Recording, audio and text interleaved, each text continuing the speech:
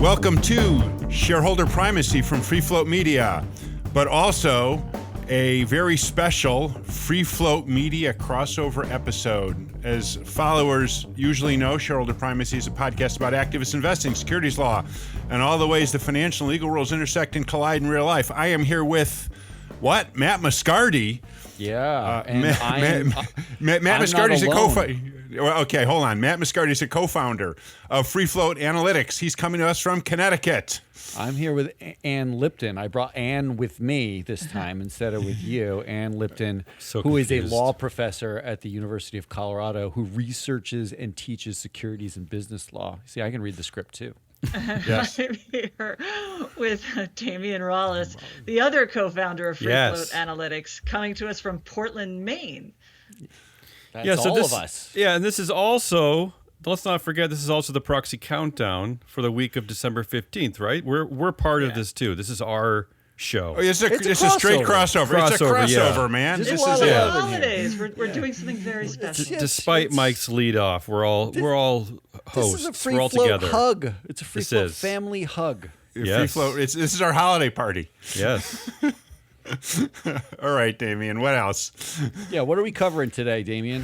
Well, I can tell you what I'm covering in my segment. I'm going to ask very simple question. I'm going to ask you all to give me predictions about the upcoming 2026 proxy season, which is really kind of changing every day. Yeah, literally. I don't. Is it still? There's a lot of stuff going on. I'm looking at my calendar. Did they cancel it yet? So I'm going to simplify it and ask you to just kind of give me some guesses and some estimates, some numbers, right? Before we do that, Mike's going to do some stuff. Oh, I'm going to. What I can do threw is it to me. So I know, but let's start.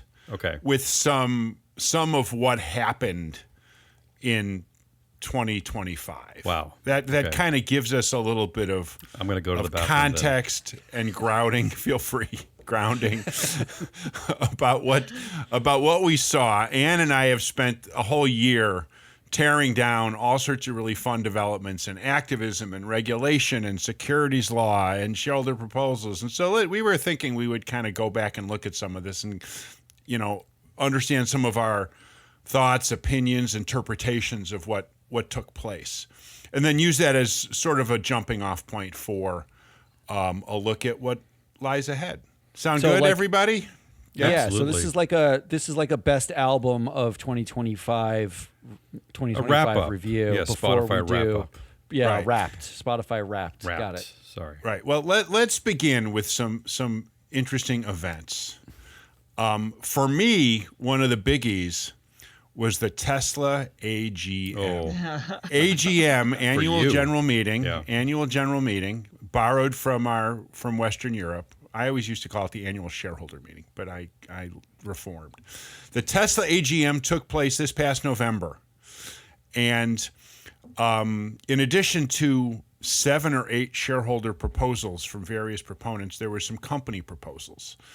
And the biggies, of course, was kind of ratifying the king.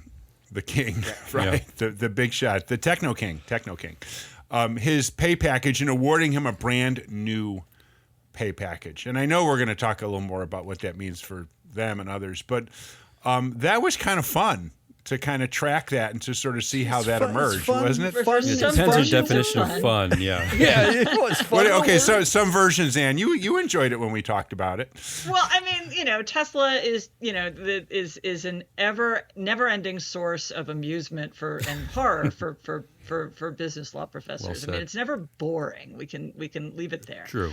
But what we saw was, of course, Tesla shareholders voting to restore his old pay package should the Delaware Supreme Court uphold the chancellor's decision, and to give him a new pay package that would give him essentially up to $1 trillion in stock if he meets various milestones. And, from a legal perspective, the entertaining part of that was that Elon Musk and his brother both got to vote on those proposals because Tesla has made it impossible for shareholders to sue now that they've moved to Texas. And it took place, the vote took place under the laws and auspices of Texas corporate law.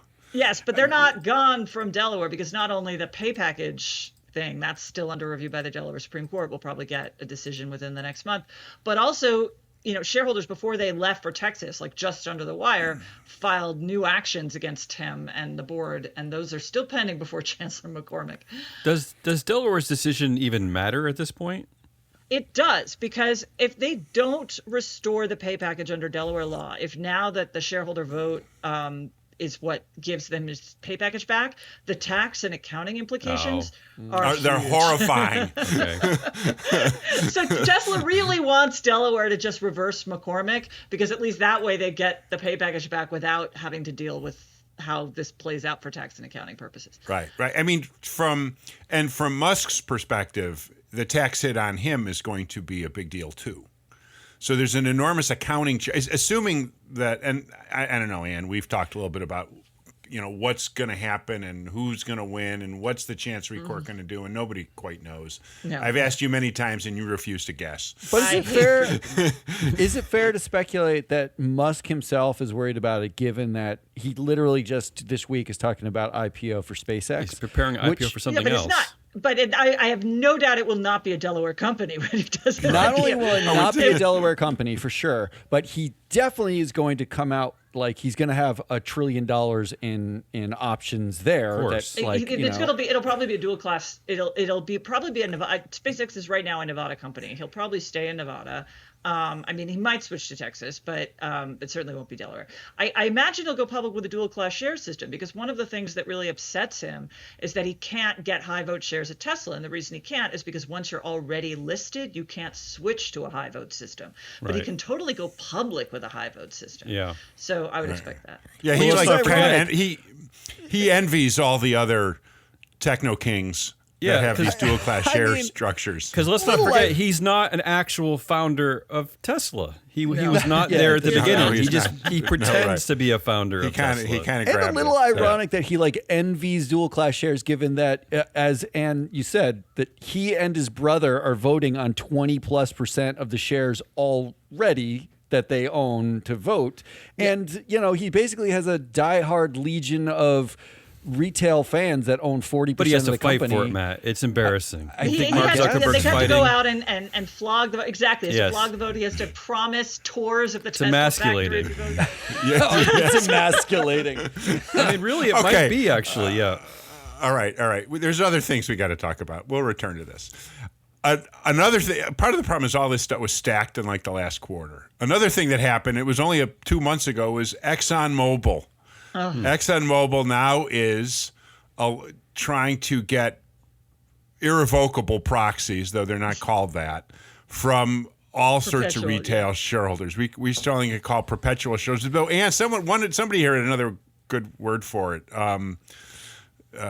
Permanent. Anyway, so it's perpetual proxies. And then it was perpetual. Yeah. So like basically Exxon is going to try to lock in retail votes in favor of anything that management supports. They're revocable, but the assumption here is that retail shareholders tend to be sticky because they tend to not pay attention. So once they sign away their voting to the management, it's likely to stay that way. They'll forget about it. It's like subscribing to something. Yeah, gym membership, right? You do a gym membership, right? Exactly. Except it's how you vote your ExxonMobil Right. shares. They're counting on it. There's a very interesting behavioral economics, set of theories about how this is going to work for them. Yeah. So, and But it was. what we haven't seen is other companies, as far as I know. I mean, the big question was whether other companies would adopt a similar program, and I am unaware of that happening. Right. Which is interesting. Go ahead, somebody. I was going to Oh, say I this is what I'm most fascinated with too, and it's a bit of a tangent here, but given that the ease to which companies can now restrict shareholder proposals from their ballots, which companies will go the other way and say, no, I want to know what the shareholders think. We're going to put these on the ballot. No. They do. Stop you right. They do not want to know what you're. Well, Costco we'll see. There could be Costco some. did. Costco did. Costco They did. just put Costco's one. a- What did clearly a Costco do outlier. again? What did They what put was They out got an an they got an Anti-woke. anti-ESG proposal, an anti-woke proposal, which they sought to exclude before the SEC changed its policy. And so the SEC, with that request to exclude sitting on its books, just refused to answer. And Costco could have left it off. I think that would have been minimal risk for them, but they chose not to, and they're allowing it to be voted. Oh, interesting. I didn't because we've tracked. Go ahead, Matt. Of course, it's Costco being the first one. The only, That's right. The only company that only company with is a voice, playing by some set of rules that nobody else is playing by. But practically, when you're talking about Exxon retail vote capture, right? What's the practical outcome is basically the same. The only thing that this would have changed historically would have been maybe the engine number one activist campaign Absolutely. in 2021, 2022. But that's a big one. Was that? But right? that's I think that's a big deal. Like, I mean, Yeah. there was a report in Financial Times, Sujit Indap's, I think with other co-authors, where they were saying that that really stung more than I would have realized. That boards like saw that and they're like still mad about it. Yeah. Right. Which even is though bizarre all those because- guys are co-opted at this point. But They're all on the board. They're still there. They're still Yeah. there. They're the following. They voted the same directors that got voted on by engine number one were on board suing Arjuna Capital, one of their shareholders, rather than going through the SEC process. Those same directors, they actually the next year they diluted the directors by expanding the board size and adding their own directors anyway. It's actually confounding that A, stung anybody or hurt their feelings that much, and B, the practical outcome of getting the vote share from the retail is no one was voting out anybody to begin with. You're taking the emotion out of it, which is that it wasn't their decision in the first place. Yeah. I mean, again, it's emasculating. It's a massive. Well, it is because remember, I'm beginning to think you're right. That is the most explanatory power of any theory of corporate governance. because we analyzed the people that Engine One put on, and they were all basically the types of people you would expect on Exxon's board. They weren't these crazy environmentalists, so they were just upset that it wasn't their decision in the first place.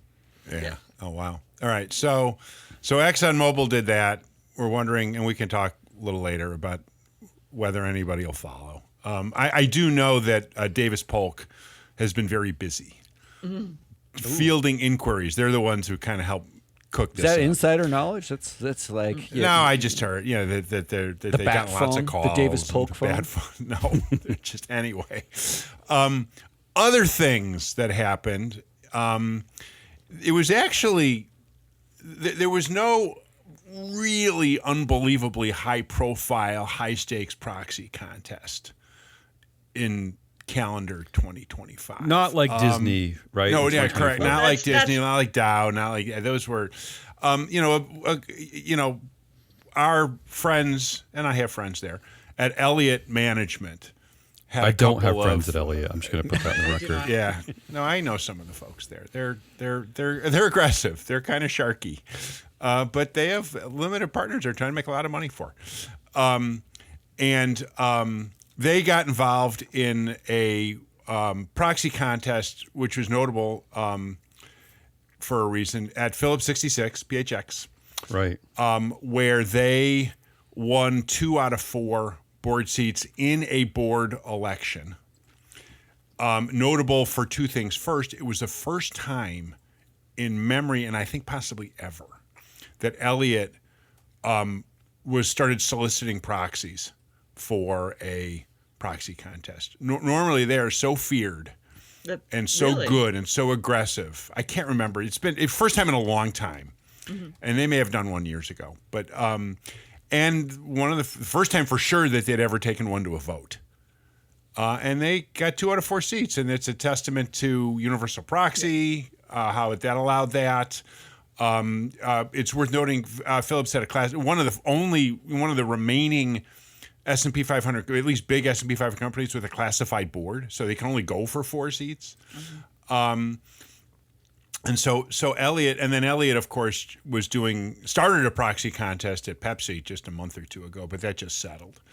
They just announced 5% threshold at Toyota yesterday. Right. Oh yeah. I mean, they're like, if I had to think of a single very large feared activist that has sort of assumed the crown, the mantle, whatever, from from Carl Icahn, who's busy trying to save his own investment vehicle and the Peltzes and so forth of the world.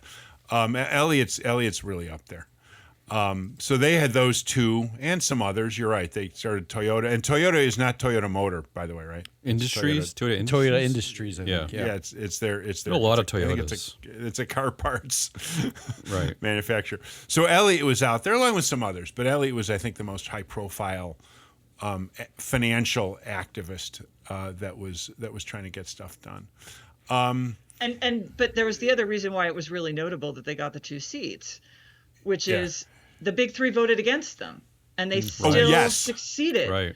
Right. Which really is interesting, just because there was originally this chatter that the Trump administration would try to minimize the voting power of the big 3 in various ways. And what this really demonstrated is that they are much more pro-management and if you try to minimize their voting power, what you're going to do is you're going to hand more voting power to activists, and that is the opposite of what I think the Trump administration wants to do. But and the thing is that, we're in such a politicized era of shareholder voting that I look at something like that and I have no idea what the arguments were or who's right, who you should have voted for in that contest. But it makes me worry that the big 3 are going to sway their votes essentially to please whoever the regulator is. And that's the thing about the big 3, that they have so many fingers in so many pots and are subject to so much regulation that their main issue is always going to be pleasing whoever the regulators are. And that may sway how they end up voting on things. And that's my concern. Right. So go ahead, Matt. That's their pattern, though. They did that, like when they sort of swung, quote unquote, air quote, left, right? Yes. In the 2020s, it was the same reasoning just then. Actually, what's more interesting to me about the voting patterns with the activists is how the proxy advisors have been positioned with the activists, because when it comes to a standard proxy vote, they seem to do a lot of due diligence on shareholder proposals when they exist, and then sort of vote with management. Otherwise, is usually the general recommendation. Right. Yeah. But with an activist, it can go either way. Some vote with management, some don't.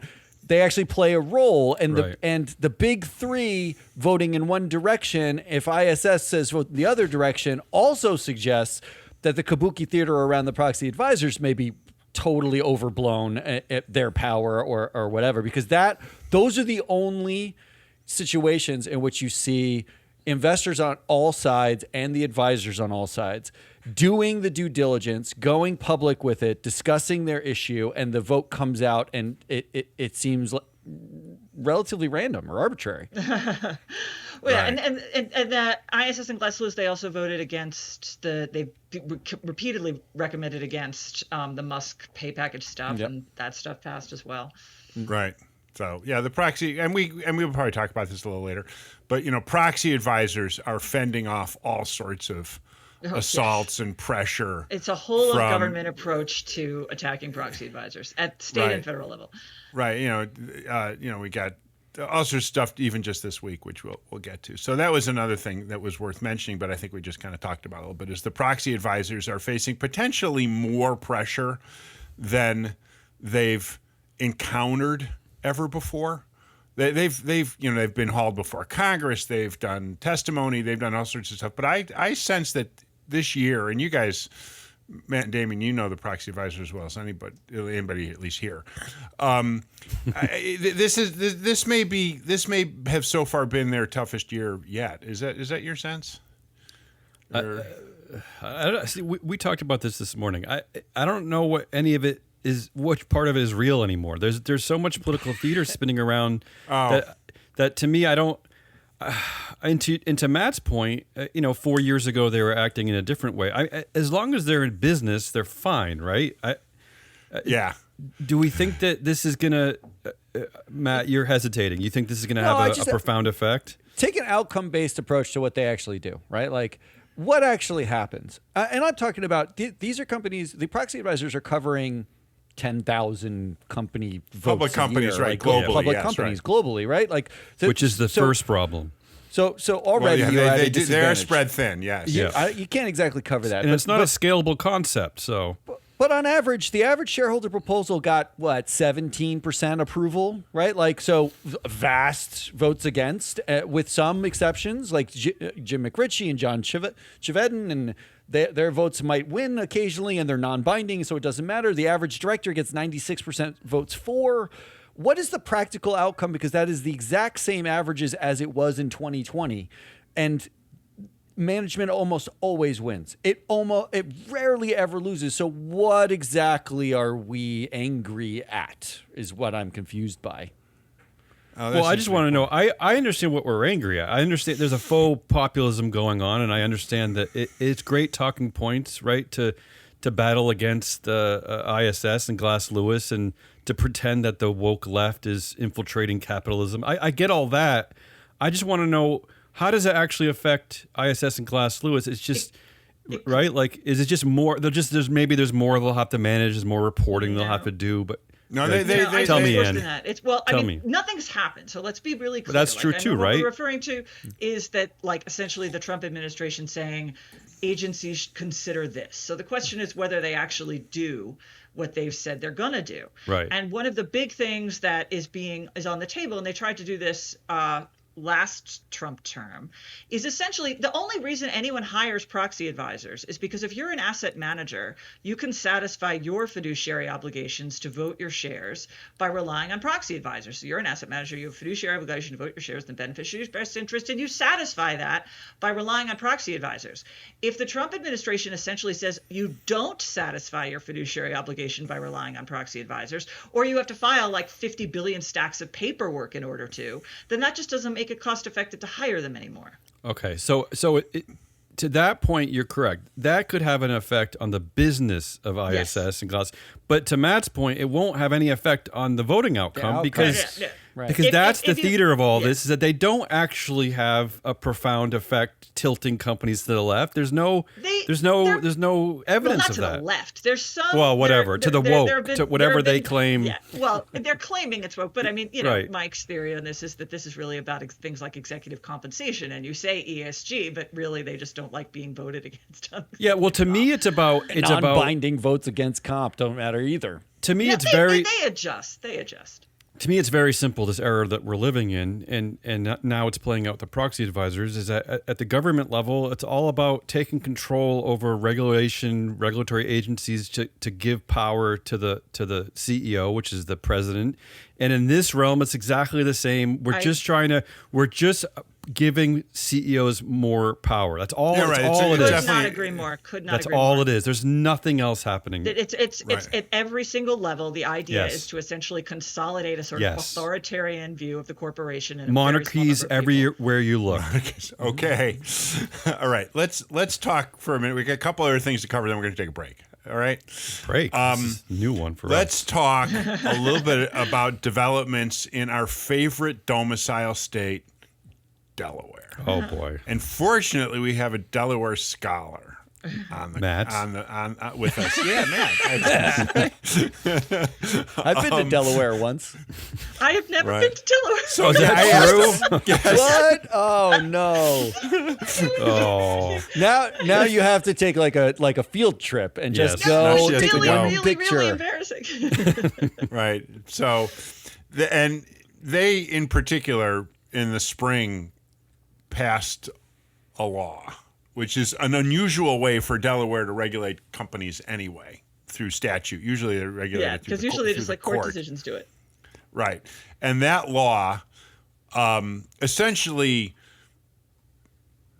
made it a lot easier to be a controlled company. That's how I would describe it. Yeah, I mean, it did. Yeah, it did more than that, but that's absolutely. I mean, and this is again, like Damien's point about this is about consolidating power in a handful of people. It was the exact same thing.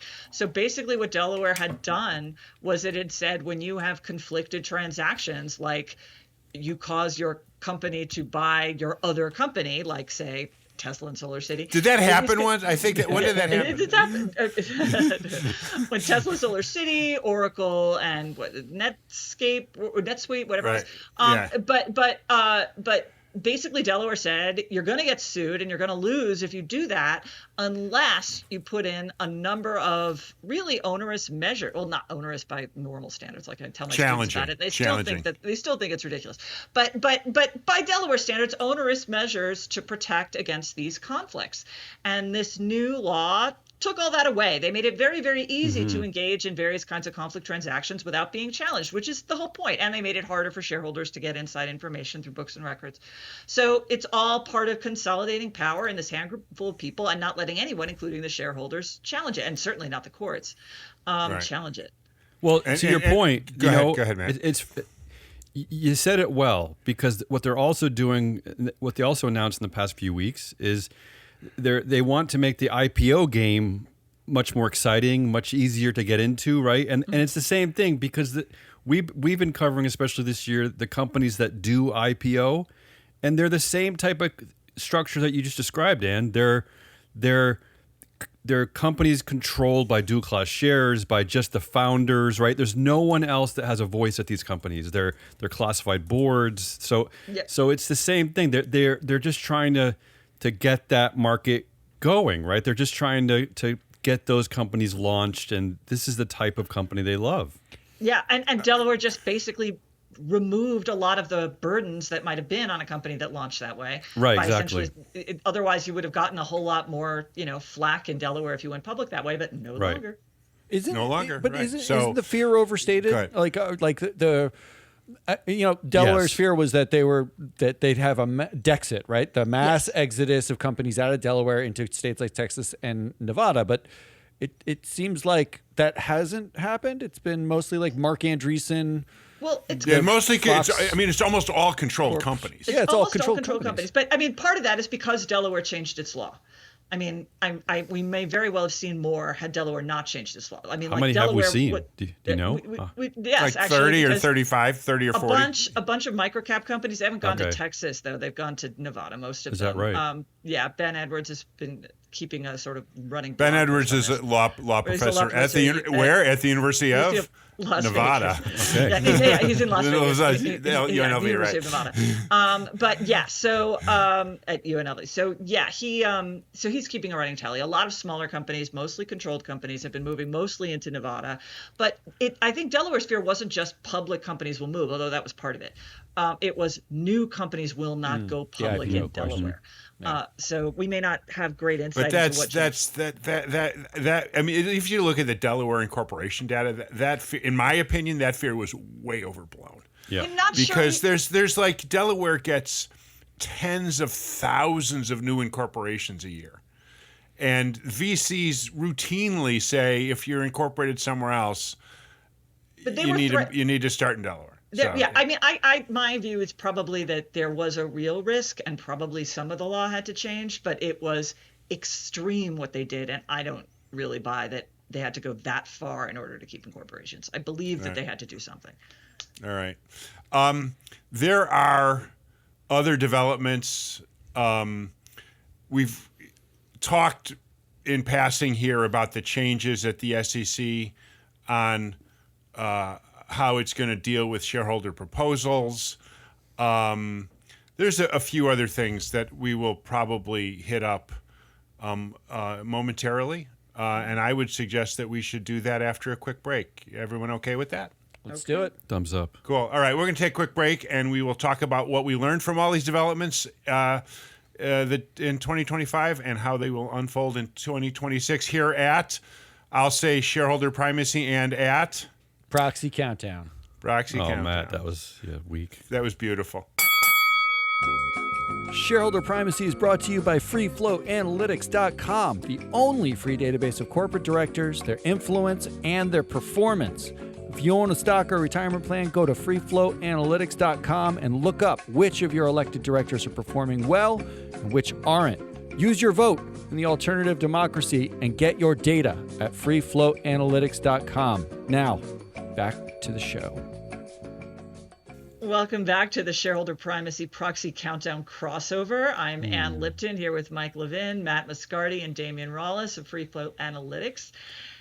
Damion, I'm supposed to say what's up, but I'm not going to say what's up. I was looking forward. Yeah, I was looking forward to the informality.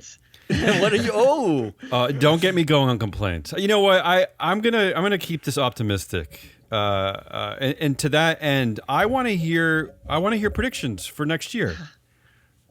Lead us. You're all looking at me with stunned disbelief. Hopefully my LPs will make a lot of money. How's that? Okay, but isn't that always your prediction? Yes, right. That's my aspiration. I don't know if the reality is, I want to dumb down the conversation, and I want to. Thank God. Yeah, this is Go way ahead. too smart for us. but okay, I've done my best to kind of categorize this into three different categories: directors, shared proposals, and pay. And I want to just get and there's no pressure here. We don't have to do this systematically, but I'm going to throw out a question. I just want to get where you're thinking about where the proxy season could be heading in 2026. And I want to start with director votes. I know, Matt, you love to talk about director voting. I do. Well, that's your guys' business, man. Come Right? on. I love it. So the theory, not just with us, but I've seen the theory in a lot of reporting, is that if there is a drawdown of shareholder proposals, then the natural focus point has to be what? It has to be directors, right? Because the only proposals that will be left until they get rid of them, because we predicted that they're going to get rid of everything soon enough. Right. There'll be an auditor vote. There'll be a say on pay vote at most companies, and there'll be a director vote. So, Matt, and I'll start with you. Are we finally going to see directors voted out of companies this year? And not just for the Jay Hoag reason, which is that they failed attendance. Will we actually start to see pressure on directors because they can't exercise their conscience on shareholder proposals anymore? What do you think? Well, so two things are true, right? Like we have to discern between activist campaigns and regular old votes. Answer it any way you want. And little a activism. Yeah, exactly. And then number two, the historical data on it.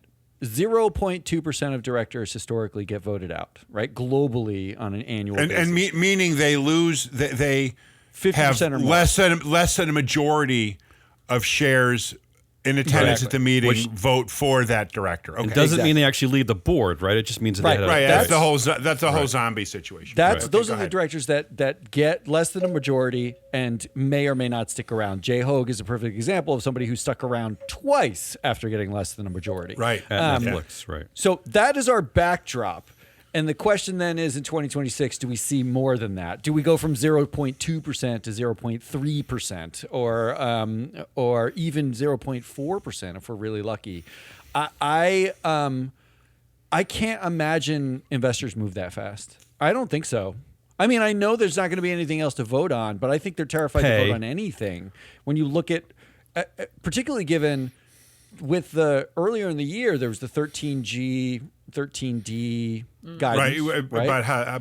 About how you influence on how shareholders interact with the companies because they don't want to file 13D. And Commissioner Ueda, and you wrote about this, the daisy chain problem, right? Where like. Explain that, because all of that kind of matters. And it's in the new executive order. I think it is incredibly legally spurious, but that really hasn't stopped this administration. Like most executive orders, yeah. Yeah. So I mean, so the idea here is that if you take a proxy advisor recommendation, you could conceivably be forming a group with other shareholders who take the proxy advisor recommendation. And if you form a group that holds more than 5% of the voting power, you have to file Schedule 13Ds. So the idea is that this is supposed to scare investors from taking proxy advisor recommendations because they don't want to be part of a 13D group and have to file 13Ds. Now, again, I think that's really legally questionable, but how hard anyone's going to fight about that to establish it is another question. Well, so then the question is, like, it begs two questions. If you buy a sell-side report from Deutsche and so does everybody else, are you all a group? Are you like that's the idea. But the burden of proof, which I think you're right, Ann, is it's spurious in terms from a legal perspective, because the burden of proof would be just what you got, the information that was the same information, and that's enough to form a cabal. Yeah. So what Ueda was saying was that he wanted to apply it only to people who sort of automatically just robo-vote, essentially, that they just follow the recommendations without doing any analysis. I'm not sure exactly how big a group that is, but if the point is to just intimidate investors, then that's going to have the effect. It might succeed. Yeah, right. So, but then you're now bring it back to the director question. you have, on average, in the United States, 20,000 directors a year that get elected on, 80,000 globally that get elected on. Imagine the analysis needed for CalPERS, who has a staff of 3, to cover 80,000 directors. That's not happening. The position of the Trump administration has been that it's fine if you're voting for management. You don't have to do a separate analysis because the theory being that management has fiduciary duties. So when they make a recommendation, following their recommendation is okay because they have fiduciary duties to the company. So it only works if you're voting against management. Yeah, in which case, any director that gets voted out in 2026 that doesn't involve an activist would be subject to possibly saying this is a group. Like you might be 13 filers. That's the interpretation of his I can't remarks. imagine that investors are going to be able to wrap their heads around voting out directors in 2026, no matter how much I think it should happen. I can't imagine it. So where does this I won't call it the anger. Where is the consternation of the groups? Where were they going to direct it at? I think it's going to be directed at directors. So I think to answer the question, is it going to go up or down from 0.2%? I think it's going to go up 0.2. Sorry, I think it's going to go up some. I think that in the absence of shareholder proposals, a lot of these proponents are going to figure out how to get vote no campaigns going, and there will be a few more directors that are going to just fall under the threshold. There's going to be enough underperforming company. Remember, you got it. Most of these directors that don't get these majorities. You already have shareholders that are going to be a little unhappy anyway because of share price, or and so they will succeed in nudging up the needle on that a little. Who will be the initial targets, like the long tenure directors? I have a theory. No, it's going to be the conflict transactions that you can't sue over in Delaware anymore. I think that's going to be it. Maybe. I think okay. So I'm not sure. I think there are a lot of pressures here. I think if proxy advisors are intimidated into not recommending against directors, if you have all kinds of things like that. But I think that if there is a vote no campaign tick up, it could easily be these controlled companies that no longer have to worry about cleansing their transactions through Delaware standards, et cetera. And the only outlet is going to be voting no. But the outcome there will be, even though there are going to be objectively more directors that don't receive majority votes, even in companies that have this majority vote standard that they're forced to resign and so on and so forth, we are going to have even more of the Jay Hoag phenomenon, where the Netflix board said, Jay, you committed a footfall, just attend more meetings, just come back. We love you. You were a founder. There'll be a lot more of that. And the company's boards will rationalize this by saying, we understand that shareholders are unhappy, and you've expressed it that way, but this director is really valuable, even though he presided over lots of destruction. Go ahead. It's one of our favorite lines, right? Is that they say it's actually in the best interest of shareholders, despite the fact that you voted him out. Shareholders said no. All right, let's. So there'll be more of that. All right, go ahead. I'll shut up now. Go ahead. No, it's fine. This is great. Let's segue over to shareholder proposals. We kind of touched on this earlier, and we talked about Costco. Will there be other Costcos? Will there be companies? I don't know. Maybe as a political gesture, maybe as a gesture to their shareholders, maybe as a gesture. Mike, go ahead. Ann and I just were. So I have my Substack, whatever. I write about this stuff. Mm-hmm. And right after the SEC issued, it was not Atkins' speech, it was the statement. I think you call it a statement. He said we're not going to participate in the 418A8 proposal process. I said in a post, I don't think it's a big deal. I think companies like the 14A8 no action letter cover, and they will not change how they do this as much. I think I was wrong. Wow. I think that there are a lot of companies that, any company that was seeking 14A8 relief for shareholder proposals, which is a lot, are going to continue to do that. Right now, I'm sure everyone's seen this. The SEC really cleaned up. They stood up a great little website on shareholder proposals. They're really responding to this stuff really quickly. If they only were as good at protecting and prompt and diligent in protecting investors as they are in protecting companies, it would be really great.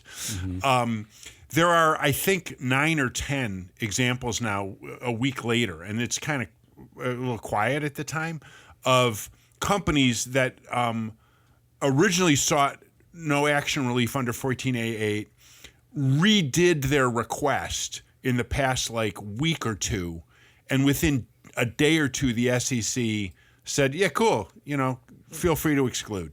And that was and so I think there's a lot of companies that had been submitting these, will continue to. So there are going to be many fewer, half as many, or worse. So there were the number I carry in my head is 8 or 9, but 900 shareholder proposals at U.S. companies in 2025. There's going to probably be that sounds right. 300 or 400 or fewer. Yeah, because the big issue here is that the company takes absolutely no legal risk by excluding them frivolously. True. They don't take any legal risk because they know the SEC isn't going to sue them, which means they have to rely on the only one who could sue them about that would be a shareholder. Now, most shareholders don't have the resources to sue, but even if they did, even if a shareholder sued and said, "You illegally are excluding my proposal," the company says, "Whoops, you're right," and put it on. There's no risk. To just rejecting everything. So I think that this is going to be about, if the proposal comes from CalPERS, they'll let it be voted because CalPERS is a big shareholder. But if the proposal comes from somebody with a small number of shares, they won't. So you think it'll be proponent based, Yes. They'll allow certain proponents up and they'll exclude others. Well, yes, and that might be part of the Costco thing. I have good feelings about Costco, their corporate governance and so forth, but who was the proponent on that? It was somebody who will sue you if you exclude. They've sued before. Interesting. And of the 10, I think it's about 10, of the 10 that are up at this SEC website now that were all given this, I call it no objection relief, 9 were from our friend John Chevedden. Right. Some of the basis was a little disappointing. It had to do with missing a filing deadline or not having enough shares, but some of them were on the substantive basis that the SEC usually uses to exclude, like ordinary business or whatever. Go ahead. When we go back through the data on 2025, the only shareholder proposals that really won in 2025 were John Chevedden and Jim McRitchie, the ones who are most likely to get excluded. And those proposals were not proposals for serve more orange juice at the annual meetings. They're proposals declassify the board. Majority voting. Majority voting. There was one that just happened. Yes. It was a Chevedden declassify the board one, and it got a huge number of shareholders voted in favor of it. And that's actually my next thought, is that this happened this week, Tuesday, at Palo Alto Networks. Jim McRitchie put up a declassified board proposal that the company was against. So I want to be clear about that. Sometimes the company actually, they don't have an opinion or they support it, and then it passes. To Ann's point, this is mind-boggling. This passed, a shareholder proposal passed with 93% support. That's insane. Is this a bellwether proposal for next season? Does this say something, or do you think this is only about Palo Alto Networks? The bellwether is the bellwether exclude county. Everything Jim McRitchie and John Chevedden put on because there's high risk that it could pass, and you look bad if it goes to vote and it passes, but you don't look bad if you just exclude it and there's no legal risk. But do you think this vote was is this all about Palo Alto Networks, or do you think this vote was oddly politically charged? It's in part about Palo Alto Networks, whose shares have not kept up with its other tech peers. So. Okay, because I was going to say, I looked at their 5-year stock price. It doesn't seem terribly down, but you're saying it's not. You're saying it could be higher compared to the peers. Right. I mean, Palo Alto Networks kind of plays in the same sandbox as the Big Seven and some of the others and so forth. They at least have aspirations. I will say this to that. So. The other thing that lost there was Say on Pay, a much closer vote. They got 54% no vote against. We do see some companies failing Say on Pay, so I'll throw this out there. Are we going to see a lot more Say on Pay failures, no's? Again, because this is going to be one of the only things that people can vote on. Are we going to see a lot? I think there's this hypothesis. It's in political science circles that pressure gets expressed in various ways, and companies have kind of cut off or will end up cutting off this source of pressure. So you started asking the question, what's the company with the highest number of proposals? that it was Meta Platforms last year, right? Yeah, no, right. Alphabet had 13. Yeah, I think it's going to be many fewer. I think there'll be 1 or 2 or 3. They may, if companies are smart, they may allow a couple through just to sort of allow shareholders to kind of express their whatever residual frustrations they might have on those 2 or 3. Or to prove a point otherwise, right? They'll use it to demonstrate, well, since only 11% supported it, it proves why we're not doing it in the first place. Yeah.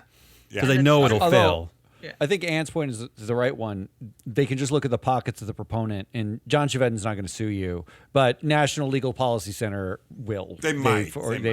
They might, especially because it's basically an arm of the Heritage Foundation, right? Like so, they have access to enough capital that they could, if they really wanted to, or find a friendly lawyer, or find a friendly, take the right? case. Like yeah, Ed right. Blum or whatever, like can figure out a way to sue him for discrimination.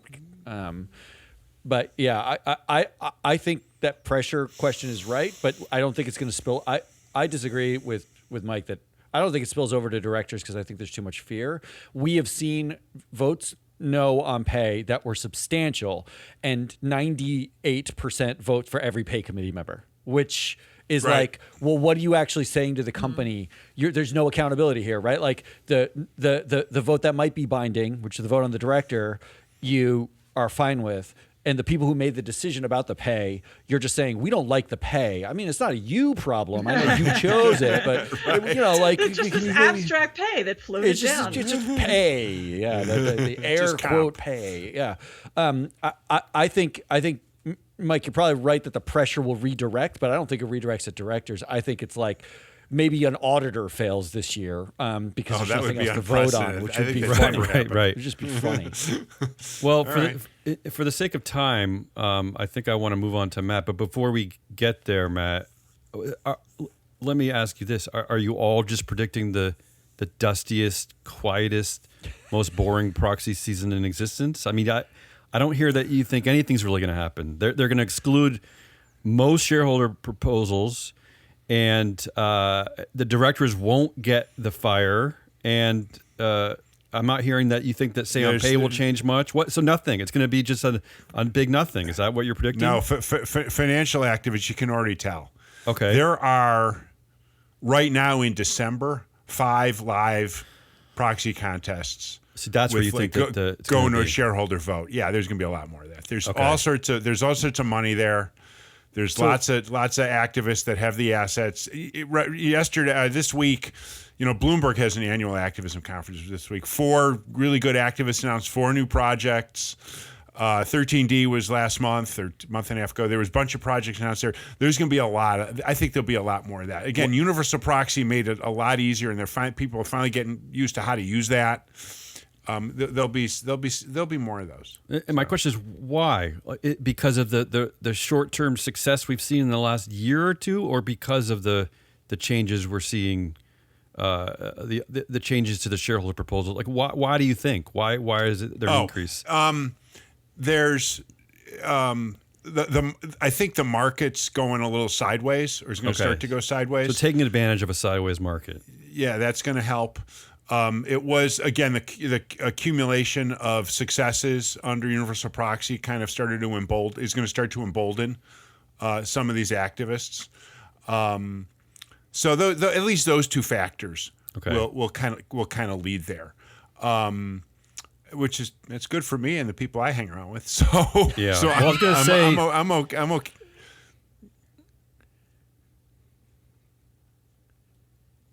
All right, Matt, edit that out. There'll be a separate file, and I'll fuse them together. It'll be all good. Let me just add one more thing before I hand it off to you, Matt. Is that now, Matt, you've been covering all last year, the year before, that the only really successful director against votes we see is from when activists get involved, right? Yeah. So to Mike's point, is that what we're seeing? Is that the activists are just they're the only ones sort of shrewd enough to take advantage of a changing landscape? Is that what it is? It's not shrewd. They're the only ones with enough capital to take with the resources and the will. Yeah. And the mandate from LPs, the mandate from whatever. Like to be a successful activist, get change. Yeah. You need the resources, you need the ego, and you need the know-how, right? Like you need to be able to. And you need some success, right? In the short term, you need otherwise a you'll track stop. record. Otherwise you'll But stop. You got to be able to raise the capital. You got to be able to navigate the arcane legal structures, right, and fight those. And you got to have enough resources to like fight every single lawsuit. You know, like right, Jim true. McRitchie told me straight up that when he filed a shareholder proposal at a company years ago, the chief legal counsel called him up and said, "We're going to take your house," and they sued Jim McRitchie for his shareholder proposal because he asked for the NOBO list, right? Like, which is the list of investors. They sued him saying it was frivolous. And the activists can handle that. Like the nobodies we're used to can't, that. That's right? like, Like who cares? that's nothing. But if you're going in with like 100 shares, right, you're out. You're out.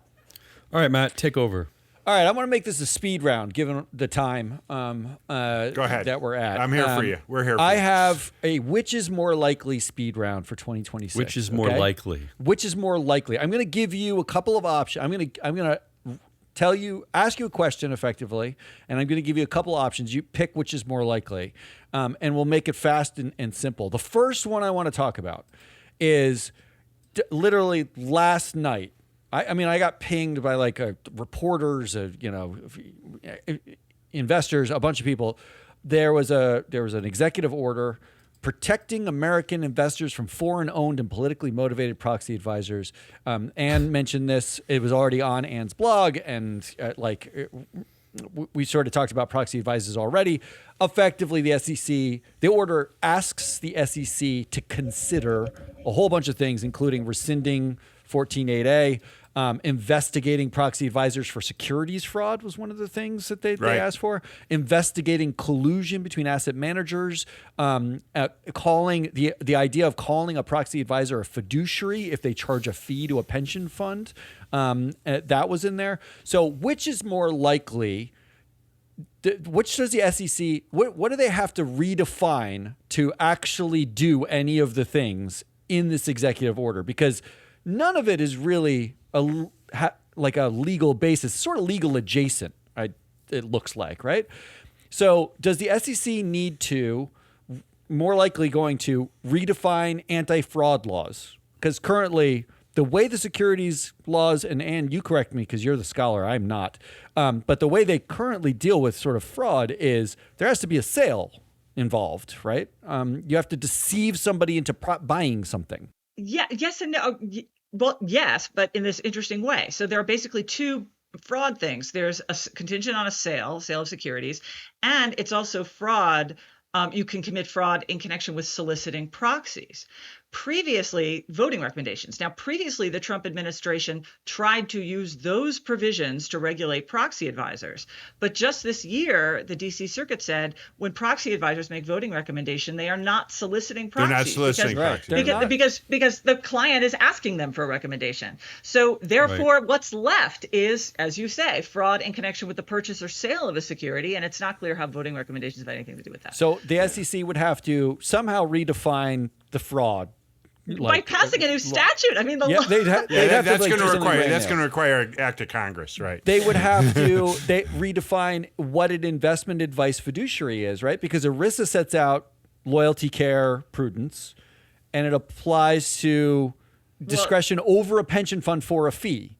Well, yeah, it's actually, this one is sort of a mess. So the reality is that if you're an investment advisor, we're talking about investment advisors, the statute essentially says you're an investment advisor if you guide buying, selling, not voting. Nonetheless, ISS has registered as an investment advisor because it just didn't want to hassle about it. Glass Lewis resisted forever, but now it's announced that it's going to register as an investment advisor anyway. So even though the executive order says we're going to make them register as investment advisors, my response is largely too late. They're doing it. So they will have, so they will have fiduciary obligations to their clients as a result of that registration. But the way this is written suggests that anybody who gives them like if you give them a dashboard that says, donut holes, are 3 inches in size on average, then you have to register as an investment advisor. That's the thing, that they're doing it voluntarily. It's unclear how much force needs to happen. But the thing is that Glass Lewis especially is not really, they don't even call this a recommendation anymore. What they want is for their clients to develop their own custom policies. We will vote down board members who don't attend X number of meetings, whatever it is. And then Glass Lewis will just implement it. Like, that's your criteria, and we will implement it. And they don't call that recommendations at all. Right. So then the last, that means the SEC are they more likely to redefine what ESG is? Because in here they mentioned ESG, I think that's where right? they're going to go. And they've included, but they forget that there's a G in ESG. Is it G? No, Matt. They don't forget that. They're well aware of that. You might be right? Like, but that means every activist is woke, because all that an activist investor does is. That is what Texas did. Texas's law right now. Texas passed a law that said ESG advice is by definition non-financial, no matter what it is. If it falls under ESG, including governance. So that's how they get them. They basically say if you give any governance, in which case the proxy advisors, there's no way around that, right? Like everything they do is governance. So what we're looking at, I mean, I think what's likely is something like the SEC, first of all, well, you're registered investment advisors now. So what we're going to do is we're going to make sure that you have to like leap 50 hurdles and disclose all your trade secrets before you can be said to have met your fiduciary obligations, which is, to the extent they have to disclose internal whatever, that's actually a real problem. And then what they do on the ERISA side is, as I said before, they tell the ERISA pension funds, if you rely on proxy voting advice, you are violating your fiduciary duties unless you also do handstands. Here's what I don't understand. Why does it, if you're presenting your client with, like, say, 5 different options, let's just say, and maybe, I don't know how you present the options. They could be pro-management. They could be on a political spectrum, whatever. And you just have Catholic, them choose. Whatever, you just have them choose. How is that advice? Well, that's why Glass Lewis is getting out of that. That's why they're doing it exactly that way. So they're getting out of the advice business. They are going to do entirely, you define your own policy and we just implement it. But it's always been this, because they've never forced their clients to vote anyway. Like, it's just, they're just, that's why I think this is all theater. That's the big problem, is that the proxy advisors essentially reflect and channel their investor clients' preferences. Right. Damion, I don't think you understand. When you go to a Cracker Barrel, the menu is advice. I don't think you understand. Okay, that's true. Actually, that might be true, actually. I like that.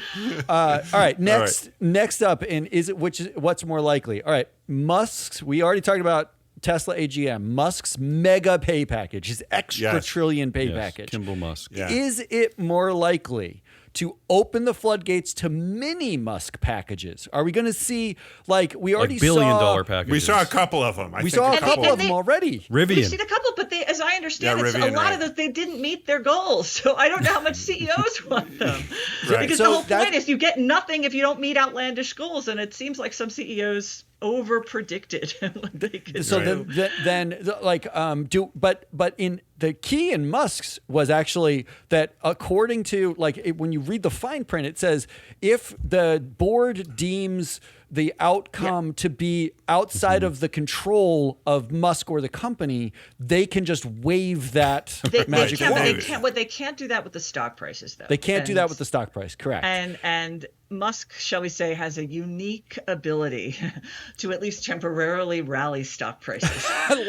That is the greast description of meme stock king I've ever heard. Ability to manipulate the market. Yeah. Will we see is it more likely to push investors to vote against pay everywhere? We already talked about this, but if Musk's mega pay package, Mike, to your point, the pressure builds. You can't vote on shareholder proposals. You can't vote over here. Right. Everything looks bad.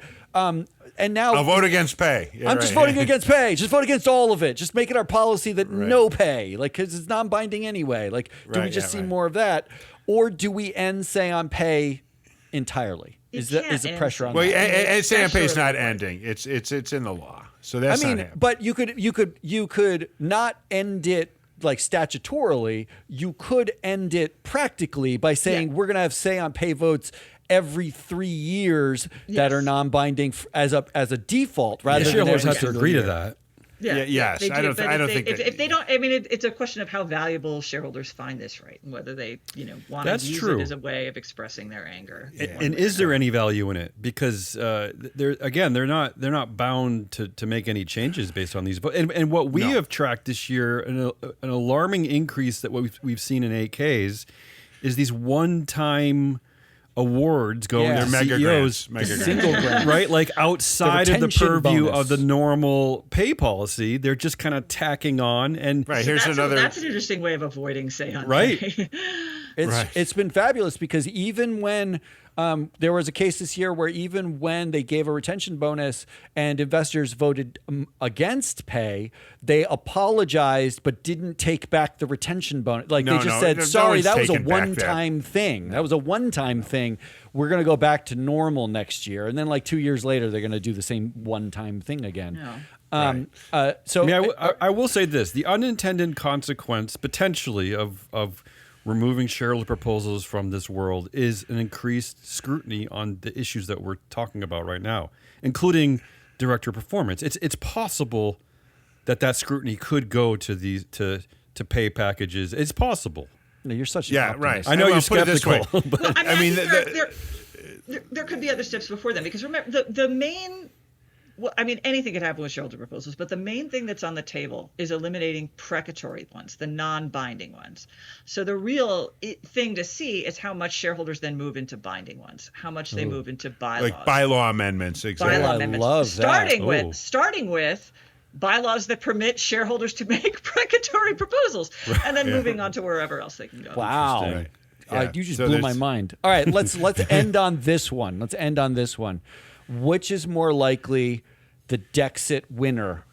We already know this from Ann. We think we know, but here are your options. I'm just going to list them: Nevada, Texas, Delaware, or no one. No one wins in Dexit. Which one? Which one of those four is the big winner? Deferring to Ann on this one. Well, I'm going to say it's not Texas. I keep saying this. Texas is not winning this race. I'm going to say it's Delaware. Delaware is still agile. Yeah, they're Delaware. still. They've alleviated the concerns. I'm going to say no one because it's a race to the bottom when it comes to everything. Oh well, there's that too. Oh wait a second.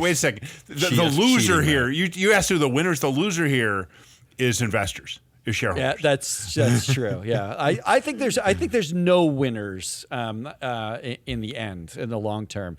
That's all I got for my segment. Damion, do we have any final thoughts? And before Mike rolls us out, pithy 2026. My real question is, how come we've never done this before? Yeah, this was. That's a very good question. We could do this. We could do this as frequently as we want. Maybe a biannual. We'll do one after. And I hate calling it proxy season. I know you do. This has always been something that bugged me, but again, I've given up. So maybe after proxy season, we'll get back together and see what this is like. We'll do a little wrap up sometime in the spring, late spring. All right, cool. This has been both Shareholder Primacy and Proxy Countdown, hosted by Ann Lipton, Matt Moscardi, Damion Rollis, and me, Mike Levin. I'm an independent activist investor. Ann's a professor of law. Matt and Damion founded Free Float. Just a couple dudes. Media. Free Float Analytics. They found us under a 95 overpass. That's right. Real quick, you can find me, Mike. Overpass, yeah. Me, Mike, at theactivistinvestor.com. Ann is at law.colorado.edu. Matt and Damion are at freefloat, one word, .llc. Go there and, as Matt loves to say, get your data. Our podcast is produced and distributed, thank you, Matt, by Free Float Media. Matt is the wizard behind the curtain in our podcast production. For the followers, at least, of Shareholder Primacy, they don't know that. Matt's the guy who makes the trains run on time here. Thanks for listening, and we will see you again in 2026.